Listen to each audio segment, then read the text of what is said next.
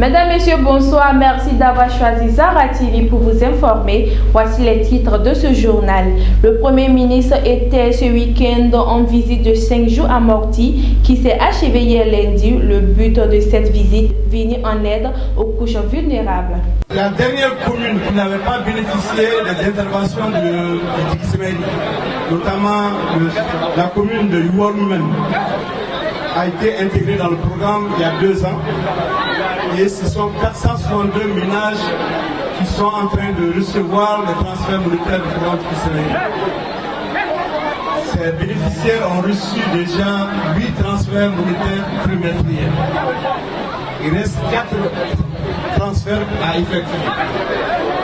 Nous allons procéder au cumul de ces transferts monétaires à ces 462 ménages bénéficiaires, ménages pauvres et vulnérables de la commune de Yuwaru. Le 5 août 2019 a débuté les épreuves du baccalauréat dans toute l'étendue du territoire du Mali. Suite à cela, une délégation de l'éducation nationale s'est rendue dans certains centres du district de Bamako pour s'imprégner du bon déroulement de ces épreuves. Et beaucoup de gens ne croyaient pas qu'on pouvait sauver cette année scolaire en dépit des perturbations et des grèves par-ci par-là. Mais grâce au concours des uns et des autres, et grâce aussi au plan de sauvetage voulu par le ministre de l'Éducation, on est arrivé aujourd'hui à une situation qui nous permettra vraiment d'organiser cet examen. Donc il faut remercier aussi les élèves, je ne cesserai de le dire, qui ont sacrifié une partie de leurs vacances, mais ils le font dans le calme et dans la sérénité.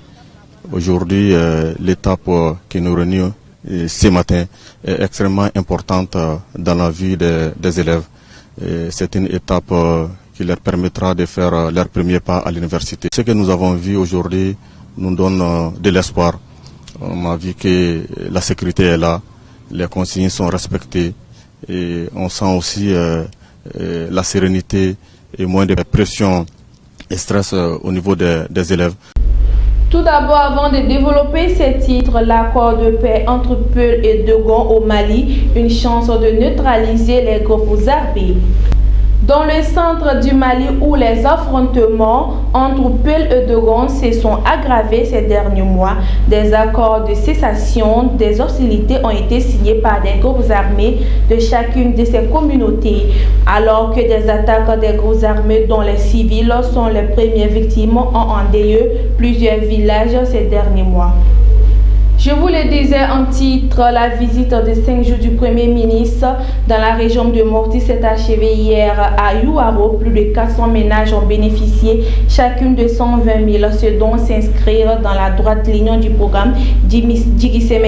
La remise symbolique a été faite par Dr Boubou Sissé, qui a également remis 300 tonnes de céréales aux populations avant de rencontrer les forces vives.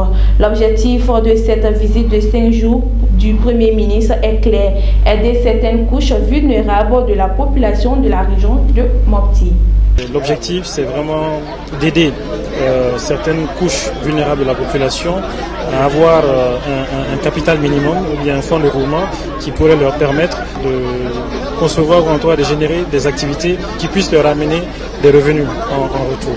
Ici à Yuwaru, il y en a aujourd'hui un peu plus de 460 personnes qui en ont bénéficié et nous avons pu distribuer à chacune de ces personnes-là l'équivalent de 120 000 francs CFA qui correspond à 3 mois de cumul de ce transfert monétaire que nous allons continuer à faire à Yuwaru et à pousser à l'échelle, mais dans d'autres localités de la région de Morti et sur l'ensemble du territoire malien.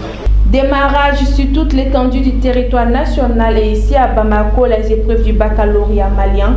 Si le Premier ministre a lancé ces épreuves à Morti, c'est le secrétaire d'État auprès du ministre de l'Éducation nationale qui a lancé celle du centre de l'Institut Sacré-Cœur de Bako-Dikoni en commune 5 du district de Bamako. Ils sont au total 108 925 candidats à passer cette année l'examen du baccalauréat. Ce dernier s'est ensuite rendu au groupe scolaire de Kalabankoura Nord pour vérifier le bon déroulement des épreuves dans 3 centres arabes. Suivons à présent d'autres actualités internationales en bref et en images avec les commentaires de Amakita. Les tensions entre les États-Unis et la Chine sont encore montées d'un cran. Hier, Washington estime que Pékin manipule sa monnaie et compte demander au Fonds monétaire international FMI de mettre un terme à cette concurrence déloyale, a déclaré le secrétaire au Trésor américain Steven Mnuchin dans un communiqué. Il a ajouté que le comportement de Pékin constituait une violation des engagements pris par la Chine au G20 et s'abstenir de toute évaluation compétitive. Une baisse du yuan favorise les exportations chinoises et peut atténuer l'impact de la hausse des droits de douane américains sur les produits chinois, a-t-il ajouté.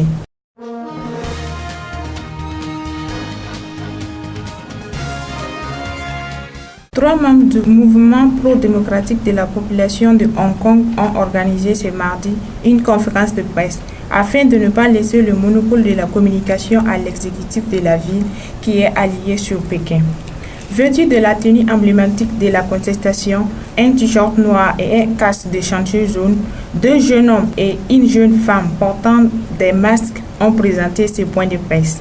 Le premier, aussi formel, nous appelons le gouvernement à redonner le pouvoir au peuple et à répondre aux demandes des citoyens de Hong Kong, ont-ils affirmé, assurant qu'aucun ne s'exprimait au nom d'un quelconque mouvement ou parti politique.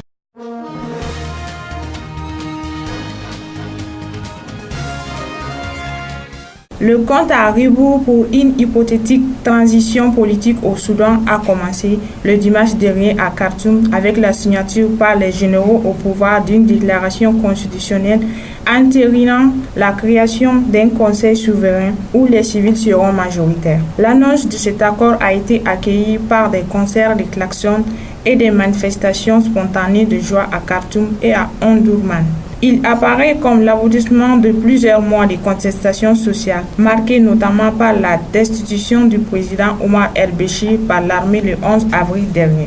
Selon Tamper Anne-Laurent Maché, spécialiste de l'Afrique de l'Est à l'Institut de recherche stratégique de l'école militaire, il y a une certaine satisfaction dans la population après d'être parvenu à la signature d'un accord et donc une base pour continuer à l'avancer. Mais personne n'est dupé sur certains nombres d'accueils. C'est la fin de ce journal. Merci de l'avoir suivi et bonne suite de programme César TV. Qu'Allah bénisse le Mali. Au revoir.